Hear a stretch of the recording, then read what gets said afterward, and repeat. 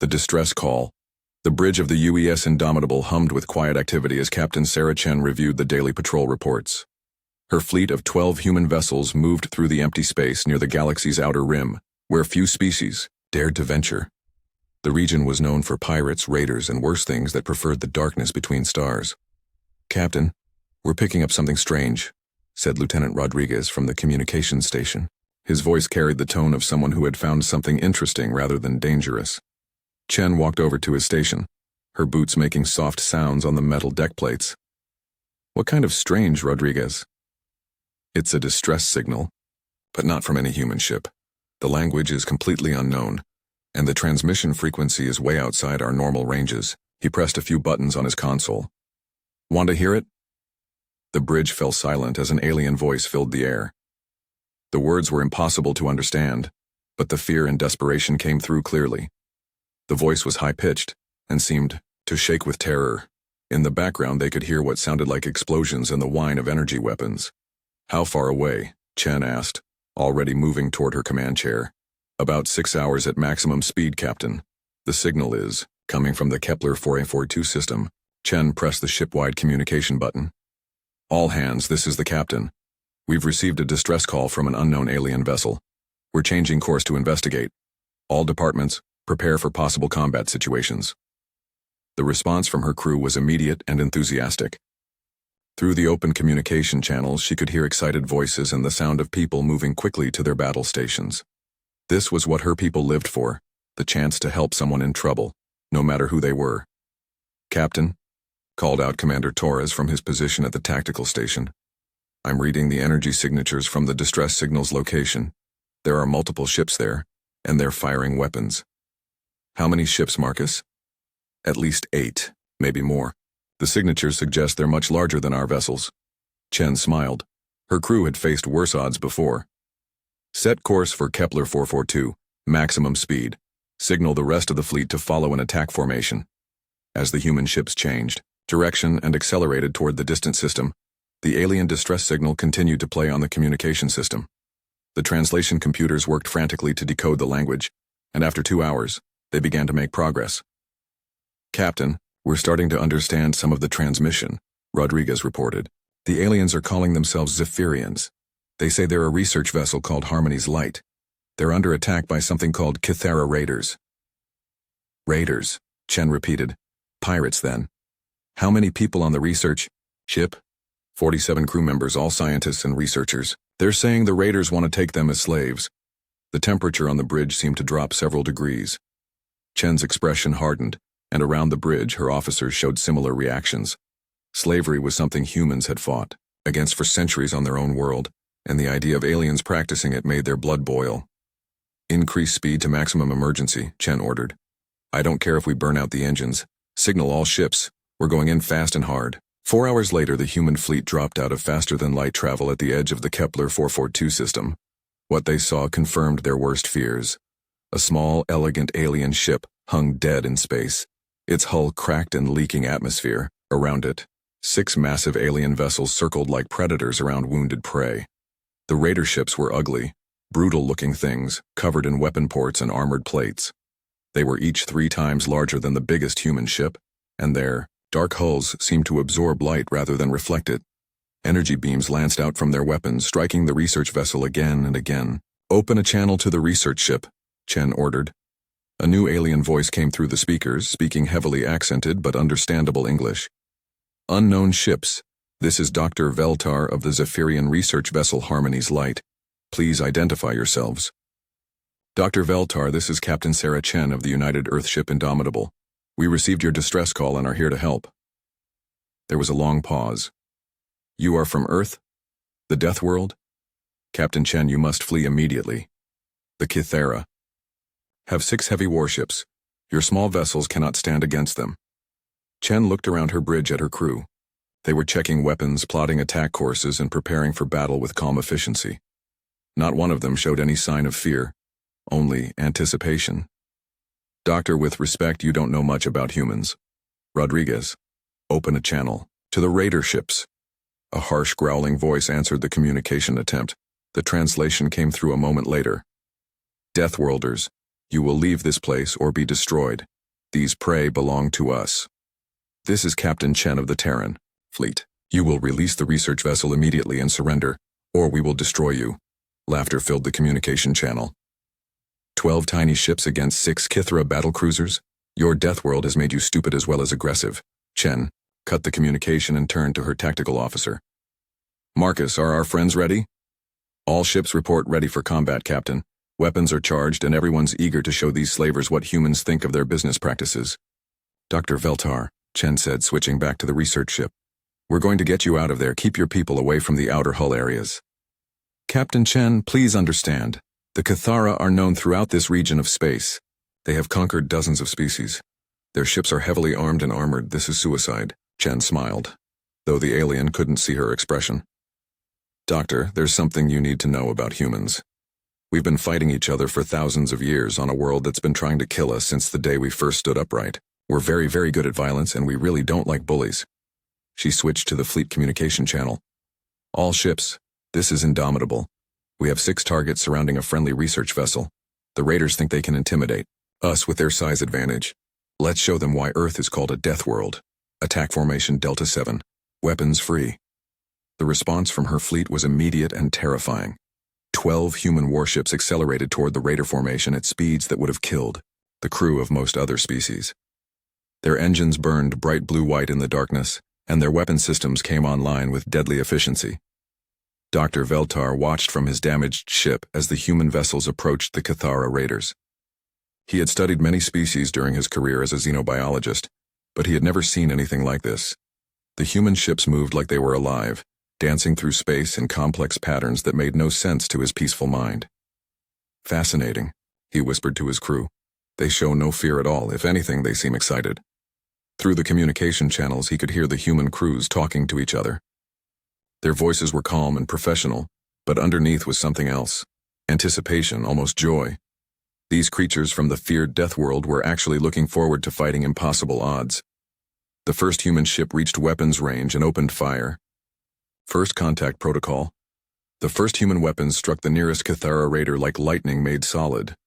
Energy beams and projectile rounds hammered into the alien ship's shields, causing them to flare and spark in colors that hurt to look at directly. The raider ship, caught completely off guard, rolled sideways and returned fire with massive plasma cannons. Dr. Veltar watched in amazement as the human ship that had fired simply wasn't there when the return fire arrived. It had moved with impossible speed and grace, sliding sideways through space in a way that defied everything he knew about ship design and crew limitations. How did they survive that acceleration? Whispered his assistant, Dr. Kreath. The G-forces should have turned their crew into paste against the bulkheads. The human fleet spread out in a formation that looked random, but clearly wasn't. Each ship moved independently, but they worked together like parts of a single organism. Their communication channels buzzed with quick, efficient exchanges of information. Tiger 7. You've got 2 bogies coming around your starboard side. Copy that, Eagle 2, I see them, dancing left and coming around for another pass. Indomitable, this is Wolverine. My targeting computer is having trouble with their armor. Composition. Switching to kinetic penetrators. Captain Chen's voice cut through the chatter with calm authority. All ships, remember the civilians. Keep the raiders' attention on us and away from the research vessel. Wolverine, try targeting their weapon hardpoints instead of center mass. The Cathara fleet tried to respond with traditional military tactics. They formed up in a defensive wall, bringing their heaviest weapons to bear on the attacking humans. But the human ships refused to cooperate with conventional warfare. They split up, reformed, attacked from multiple directions at once, and used their superior speed to stay ahead of the raiders' targeting computers. One Cathara captain, growing frustrated, broke formation to chase a single human destroyer that had been particularly annoying. The human ship led him on a merry chase around the system's small moon, staying just ahead of his weapons. When the raider finally got a clear shot, he fired everything he had. The human ship took the hit directly, on its rear shields, and kept going. Worse, it had led the Cathara vessel directly into the firing line of 3 other human ships. The combined firepower tore through the raider's shields and hull like paper, leaving it drifting and powerless. Impossible, growled the Cathara fleet commander over the open channel. No ship that small should have survived that blast. You'd be surprised what humans can survive. Captain Chen replied calmly. We've had a lot of practice. Dr. Veltar finally managed to establish a private communication channel with the human flagship. Captain Chen, how are your people doing? This? Your ships are taking damage that should destroy them, but they keep fighting. Doctor, our ships are built tough because we are tough. Earth taught us that anything worth surviving is worth over-engineering. Our hulls can take more punishment than most species think possible, and our crews are trained to keep fighting even when everything is falling apart around them. As if to prove her point, one of the human ships took a direct hit from a Kythera heavy cannon. The blast tore a hole in its side large enough to fly a shuttle through, but the ship didn't stop fighting. Its crew sealed the breached compartments, rerouted power around the damaged sections, and kept firing. The Zephyrian research crew watched in fascination as damage control teams worked on the human ships. While still under fire, human engineers crawled through damaged sections, welded hull breaches shut, and performed repairs that should have required a space dock. They worked with a speed and efficiency that seemed almost supernatural. Dr. Veltar, said one of his junior researchers, I'm monitoring the human crew's biological signs. Their heart rates and adrenaline levels are extremely elevated, but they're not showing signs of panic or fear. If anything, they seem more alert and focused than when the battle started. Veltar nodded slowly. Combat stimulates them rather than hindering them. Remarkable adaptation for a species from a dangerous world. The tide of battle was clearly turning against the Kythera. 2 of their ships were dead in space, and a third was leaking atmosphere and retreating. But the Raider, Commander, had one more trick to play. All Kythera vessels fall back to formation Gamma 7. The commander's voice boomed across the communication channels. Prepare for ramming speed against the research vessel. If we cannot take them as slaves, we will destroy them to deny them to the Deathworlders. The 3 remaining functional Raider ships turned toward Harmony's light, their engines glowing white-hot as they prepared for a suicide run. Dr. Veltar felt his blood turn cold as he realized what was happening. Captain Chen, he called desperately. They're going to ram us. Our engines are too damaged to move out of the way. We see them, Doctor, don't worry. The human fleet reacted instantly. Every ship capable of movement threw itself between the Raiders and the research vessel. They fired everything they had, trying to stop or disable the attacking ships before they could complete their kamikaze run.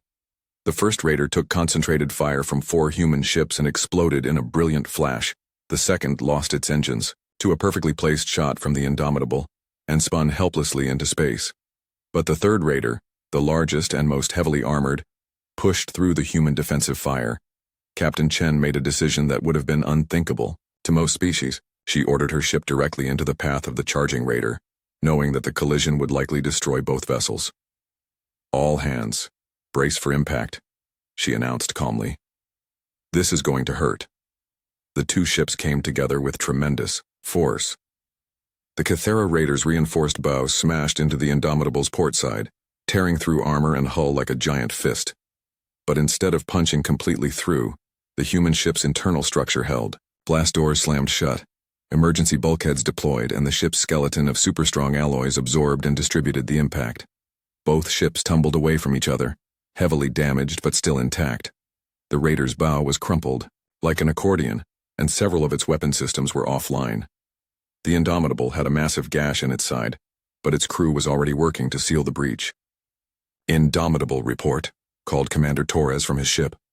We're hurt but not out, Chen replied, her voice slightly strained. Hull breach on decks 7 through 12, but the bulkheads are holding. We lost some weapon systems, but life support is stable. Dr. Veltar couldn't believe what he had just witnessed. The human captain had deliberately put her ship in harm's way to protect his people. No species he had ever studied would have made such a sacrifice for strangers. Captain Chen, he said quietly. Why did you do that? You risked your entire crew for people you had never met. There was a pause before Chen answered. Doctor, that's what humans do. We protect those who can't protect themselves. It's not something we think about. It's just who we are. The remaining Kythera ships, seeing their flagship damaged and their formation broken, began to retreat. But Captain Chen wasn't finished with them yet. All ships pursue the fleeing raiders. We don't leave jobs half done. Dr. Veltar watched the human fleet reform and chase after their enemies with renewed determination.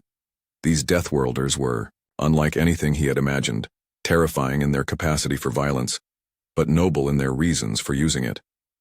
He began composing his report to the Zephyrian Council, knowing that everything in galactic politics was about to change. The Deathworlder advantage, the human fleet chased the retreating Kythera ships deeper into the system, their engines burning bright against the star-filled darkness. What should have been a simple pursuit became something far more dangerous when long-range sensors detected new contacts approaching from the outer system. "Captain, we have 12 more ships incoming," reported Lieutenant Rodriguez, his voice tight with concern. "They're big ones, and they're moving fast." Captain Chen studied the tactical display from her command chair, noting how her damaged ship was still keeping pace with the rest of the fleet despite the massive hole in its side. Her crew had performed miracles in the past hour, sealing breaches and rerouting systems with an efficiency that would have amazed engineers from less dangerous worlds. "Kythera reinforcements?" she asked. "Yes, ma'am. Same energy signatures as the raiders we've been fighting. Looks like they called for help." Chen smiled grimly. The odds had just shifted dramatically against her small fleet. 18 Kythera heavy cruisers against 12 human ships, half of which were showing battle damage. Any reasonable military commander would have ordered a retreat. "Signal the fleet," she ordered. "We're about to be outnumbered more than we already were. Anyone who wants to withdraw can do so now with no questions asked." The response from her ship captains was immediate and unanimous. Every single vessel reported ready for continued combat. Several of the responses contained language that would have made a diplomat blush, all directed at the Kythera and their slaving practices. Commander Torres, commanding the destroyer UES Wolverine, summed up the fleet's attitude perfectly. "Captain, we didn't come this far to let a bunch of slavers escape, because they brought friends to the party." Dr. Veltar, monitoring the human communications from his damaged research vessel, felt a chill run down his spine. These Deathworlders weren't just refusing to retreat. They were getting more aggressive as the situation became more hopeless. "Doctor." Veltar called his junior researcher. "I'm reading massive power spikes from the human ships. They're pushing their reactors well beyond safe operating limits." "Why would they do that?" Veltar wondered aloud. His question was answered a moment later as the human fleet suddenly accelerated to speeds that should have been impossible for vessels their size. The G-forces involved would have crushed most organic species, but the humans seemed to thrive under the pressure. Their formation tightened and became more precise, not less, as they closed the distance to their enemies. The first group of Kythera raiders tried to form up with their reinforcements, but the humans didn't give them time. Captain Chen's fleet struck like a pack of predators, hitting the raiders before they could link up with their support vessels. "All ships, Wolfpack formation," Chen ordered. "Hit them hard and fast before they can coordinate their defense."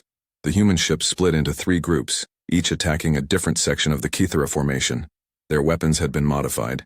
During the running repairs, jury-rigged for maximum power output instead of longevity. The energy beams that lanced out from their guns were brighter and more focused than anything the raiders had faced before. One Kythera captain made the mistake of trying to match the humans in close-quarters maneuvering. His heavy cruiser turned to engage the UES Tiger's Claw, in what he thought would be a simple matter of superior firepower against a smaller target. The human ship's response defied every principle of space combat the Kythera understood. Instead of trying to stay at a safe distance, the Tiger's Claw accelerated directly toward the much larger enemy vessel. At the last possible second, it rolled 90 degrees and slid along the raider's hull, its guns firing continuously into the weak points between armor plates. The Kythera captain tried to bring his weapons to bear, but his ship was too large and slow to track such a small, fast target at point-blank range. By the time he could adjust his firing solution, the human ship had carved a line of destruction along his entire starboard side and was already moving to attack another target. "Impossible," the raider growled over the communication channel. "No organic crew can survive those acceleration changes." "You'd be surprised what we can survive," came the calm reply from the human pilot. "We've been training for this our entire evolution." The battle became a masterclass in the difference between species adapted for peaceful environments and those forged by constant struggle.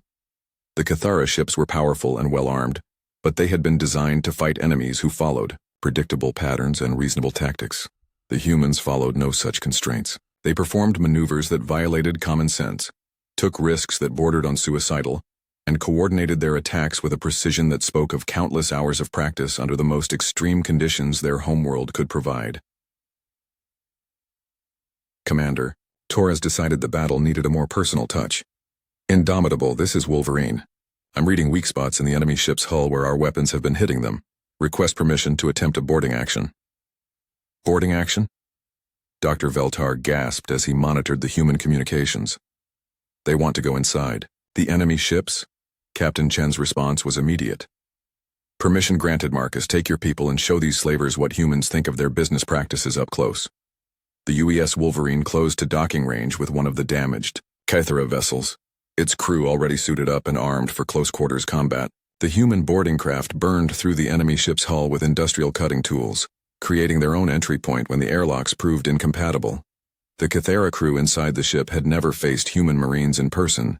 The raiders were large, heavily muscled beings who had conquered dozens of weaker species through intimidation and superior firepower, but they had never encountered a species that had been shaped by millions of years of predatory evolution on a world that tried to kill them daily. The first Kythera warrior to face Commander Torres in the ship's main corridor learned why Earth was classified as a death world. The alien was nearly twice Torres's size and armed with energy weapons that could cut through most known armor. None of that mattered when Torres moved with the speed and precision of a species that had once hunted creatures much larger and more dangerous than any Kythera. The fight was over in seconds. The raider never had a chance to fire his weapon. Wolverine to all ships, Torres reported over the communication channel, his breathing barely elevated despite the combat. Enemy vessel is secured. These guys are tough, but they're not used to fighting anything that fights back effectively. Dr. Veltar's monitoring equipment detected something that chilled him to the bone. The humans weren't just winning the boarding actions, they were enjoying them. Their biological readings showed the same elevated excitement levels they had displayed during the space battle, but now it was combined with something else: satisfaction. These Deathworlders took pleasure in defeating those who preyed on the innocent. The effect on Kythera morale was devastating. Word spread quickly through their fleet that the humans were not just dangerous in ships, they were even more terrifying in person. Several raider captains began looking for ways to disengage from the battle without appearing to retreat. But Captain Chen wasn't about to let them escape. All ships, the enemy is starting to break formation. Press the attack. Don't let any of them get away to terrorize other innocent species. The human fleet moved with renewed aggression, their coordinated assault finally overwhelming the Kythera's numerical advantage. One by one, the raider ships were either destroyed or disabled, their crews either dead or surrendering in the face of human ferocity. As the last functional Kythera vessel limped away into deep space, its captain broadcasting surrender messages. On all frequencies, Dr. Veltar began to understand something that would change how his people viewed the galaxy forever. The humans weren't just another species with advanced technology. They were evolution's answer to the question of what happens when intelligence develops on a world that never stops trying to kill its inhabitants. They were protectors by nature, warriors by necessity, and guardians by choice. And they had just announced their presence to a galaxy full of species who desperately needed protection. Unlikely bonds. The aftermath of the battle left the space around Kepler 442, littered with debris from destroyed Kythera vessels.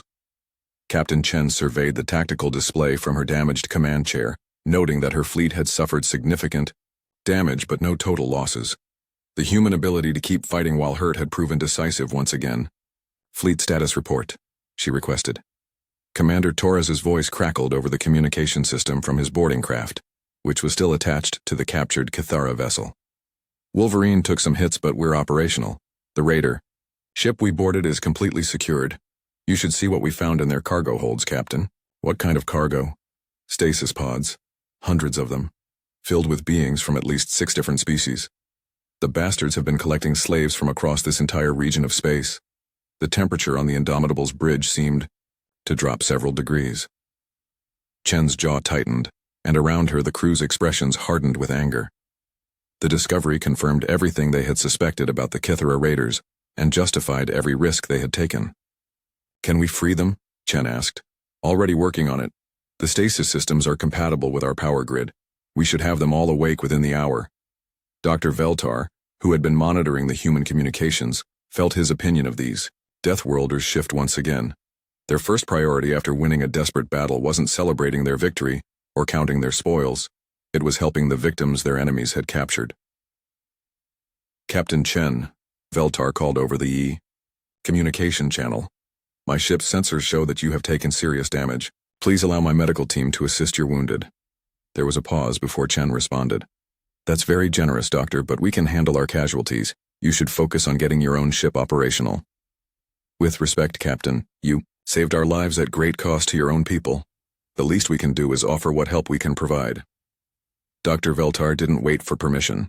He ordered his best medical researchers to prepare portable treatment units and suited up for transfer to the human ship. What he found when he boarded the Indomitable amazed him. The human crew was working with calm efficiency to repair damage that would have left most species helpless. Engineers crawled through twisted wreckage, cutting away damaged sections and welding new plates into place. Medical teams treated injured crew members in temporary aid stations set up in corridors, since the main medical bay had been damaged in the collision with the Cathera flagship. But what struck Veltar most was the attitude of the injured humans. Those who could still function continued working despite wounds that should have been incapacitating. Those too injured to work encouraged their teammates and offered advice on repairs from their hospital beds. "Your people are remarkable," Veltar told Captain Chen as they walked through the damaged sections of her ship. "On my world, injuries like these would require months of recovery time." Chen shrugged, as if rapid healing was nothing special. "We're pretty tough. Have to be, coming from Earth. Our medical technology is designed around the assumption that we'll keep pushing ourselves beyond normal limits." As they passed through the ship's repair areas, Veltar observed human engineering, practices that defied everything he knew about safe construction methods. The crew was reinforcing damaged hull sections with materials that were technically inadequate for the job, but practically stronger than the original construction. They over-engineered everything, building in redundancy upon redundancy. "Why do you build things so much stronger than necessary?" Veltar asked.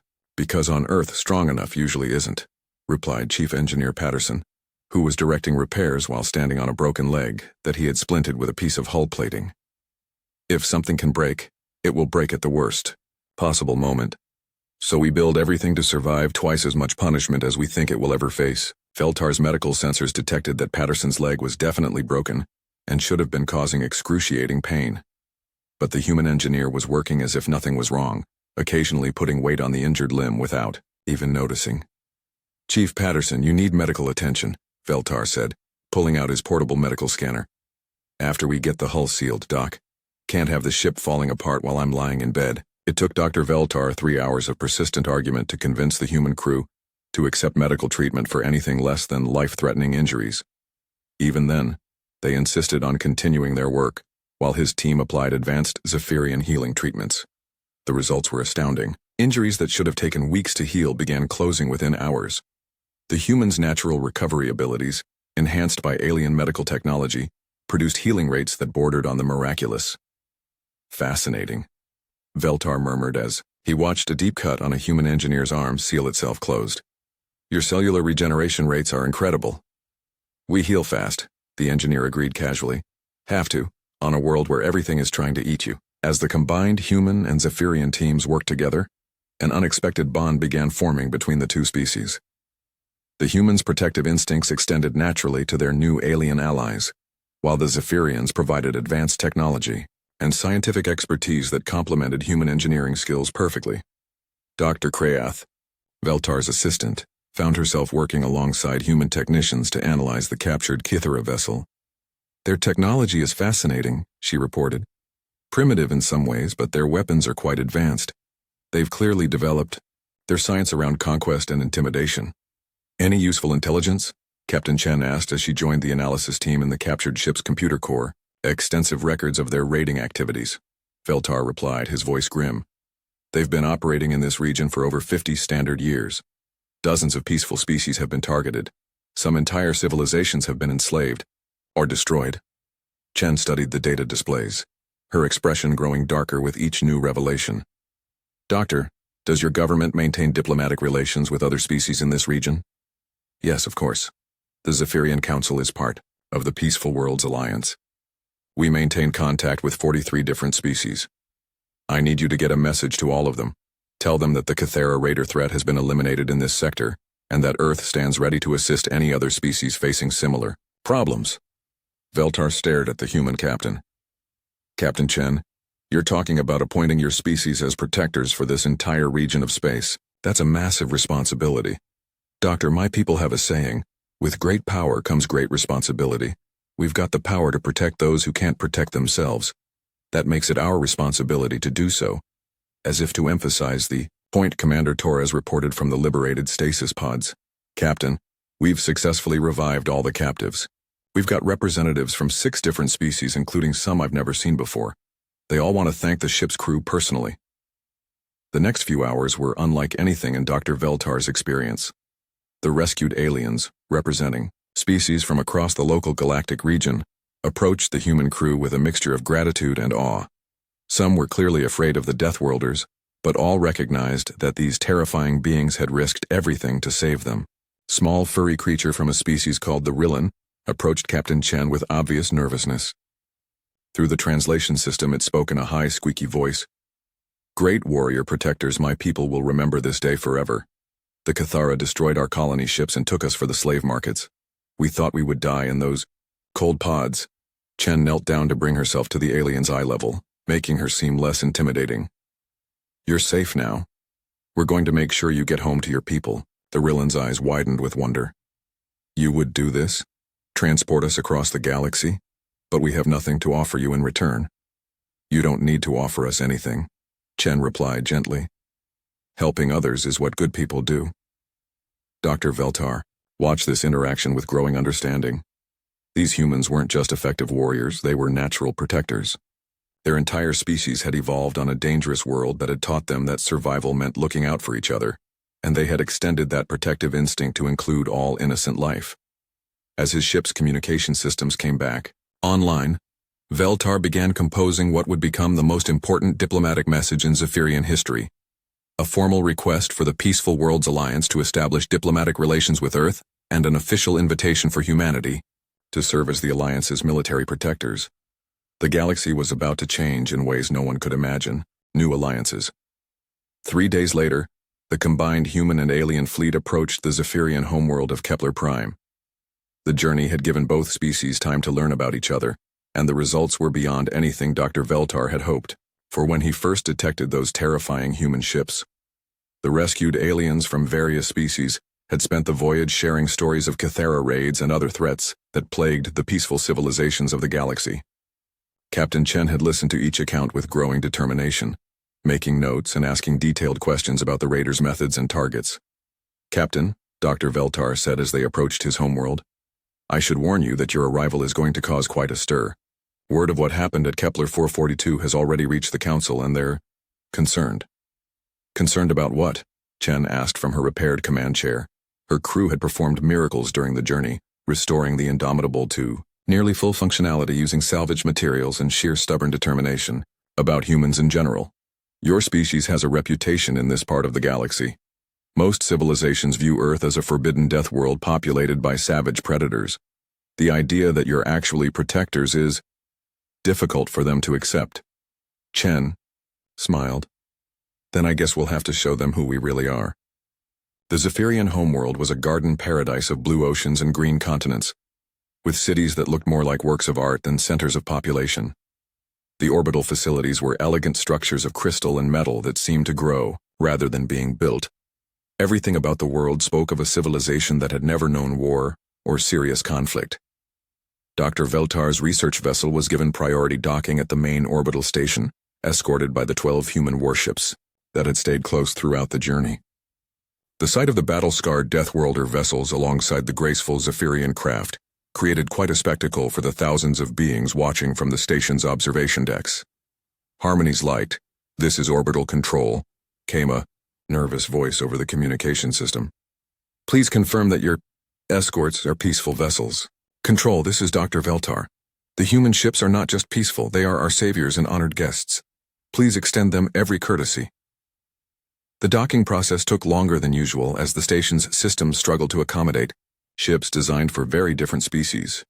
Human vessels required stronger docking clamps and higher capacity power transfers, since everything about them was built to withstand more punishment than civilized species thought necessary. Captain Chen, Commander Torres, and a small diplomatic party transferred to the station to meet with the Zephyrian Council. The sight of humans in person caused quite a stir among the station's population, who had never seen beings from a death world before. The humans were clearly different from the peaceful species that populated this region of space. They moved with predatory grace, their eyes constantly scanning for potential threats even in the safest environment imaginable. Their very presence seemed to radiate controlled danger, as if they could instantly become deadly if circumstances required it. But what surprised the watching aliens was how gentle the humans were with the smaller, more fragile species around them. Captain Chen helped an elderly Zephyrian diplomat who had trouble walking, while Commander Torres entertained a group of young alien children who had been curious about the famous Deathworlders. The council chambers were a work of art, with soaring crystalline walls that refracted the system's sunlight into rainbow patterns. 12 Zephyrian counselors sat in a circle, their delicate forms making them look like living sculptures against the beautiful backdrop. "Captain Chen," said the council speaker, a elderly Zephyrian whose translator gave him a dignified voice, "we have heard remarkable reports of your actions at Kepler 442. Dr. Veltar's initial report was difficult to believe." "What part was hard to believe?" Chen asked politely. "That a species of Deathworlders would risk their lives to save strangers. That you would fight against impossible odds not for conquest or profit, but simply because it was the right thing to do." Chen looked around the circle of alien faces, seeing a mixture of curiosity, fear, and hope in their expressions. "Council speaker, I think there's been a misunderstanding about what humans are. Yes, we come from a dangerous world. Yes, we're good at fighting, but we fight to protect, not to conquer." Dr. Veltar stepped forward. "Honored Council, I have spent 3 days observing these humans closely. They are everything our legends said about Deathworlders, but they are also something more. They are natural guardians evolved to protect their communities from threats we can barely imagine." The council speaker activated a holographic display showing star charts of the local region. Red markers indicated locations where Cathera raids had occurred, forming a pattern that covered dozens of systems and affected hundreds of peaceful worlds. "The Cathera threat has grown beyond our ability to handle," the speaker admitted. "Our defense forces are designed for rescue operations and disaster relief, not warfare. In the past year alone, we have lost contact with 6 member worlds." Captain Chen studied the display with the eye of a military professional. "These aren't random raids, there's a pattern here. The Cathera have been systematically targeting species with specific resources or capabilities. This is an organized conquest campaign. Which is why," said another council member, "we are prepared to make an unprecedented offer to your species." The council speaker stood, his formal robes rustling in the chamber's gentle breeze. "Captain Chen, on behalf of the Peaceful Worlds Alliance, I formally invite Earth to join our organization as a full member with special status as our military protector. We offer alliance, trade agreements, and access to our combined scientific knowledge in exchange for your protection." Chen was quiet for a long moment, considering the implications. "Council speaker, I don't have the authority to accept that offer on behalf of my entire species, but I can tell you that humans don't abandon friends in need." She reached into her uniform and pulled out a data storage device. "This contains intelligence we gathered from the Cathara ships we captured. Fleet positions, target lists, and operational plans. There are at least 40 more raider groups operating in this region, and they're coordinating their attacks." The council members exchanged alarmed glances. The scope of the threat was larger than they had imagined. "There's more," Chen continued. "We found evidence that the Cathara are working for someone else, a species called the hegemony that sees this entire region as territory to be conquered. The raiders are just the advance force." Dr. Veltar felt his blood chill. "Captain, are you saying that the Cathara raids are just the beginning?" "I'm afraid so, Doctor. But I'm also saying that Earth won't let that happen. My government will need to review the formal alliance offer, but I can make you this promise. As long as there are humans in this region of space, no innocent species will face extinction alone." The council speaker's expression showed both relief and worry. "Captain Chen, you're talking about a war that could span decades and involve hundreds of worlds." Chen stood, her expression serious but determined. "Council speaker, humans have been preparing for that war our entire evolutionary history. We just didn't know it would be fought in space." As the diplomatic meeting continued, news of the human intervention began spreading throughout the Peaceful Worlds Alliance communication networks. Species that had lived in fear of raiders and conquest began to hope for the first time in years. On dozens of worlds, alien governments began composing messages to Earth, requesting aid, offering alliance, and expressing gratitude to the Deathworlders who had chosen to be protectors instead of conquerors. Captain Chen looked out through the crystal walls of the council chamber, at the stars beyond, knowing that human ships were already moving to answer distress calls from across the galaxy. Her species had found their purpose among the stars, not as invaders or explorers, but as guardians of those who could not guard themselves. the galaxy would never be the same. And for the first time in centuries, that was a good thing. In the depths of space, more human fleets were already responding to calls for help, their crews eager to show the galaxy what Deathworlders were really capable of when they fought for justice instead of conquest. The age of human protection had begun, and the peaceful species of the galaxy finally had hope for the future.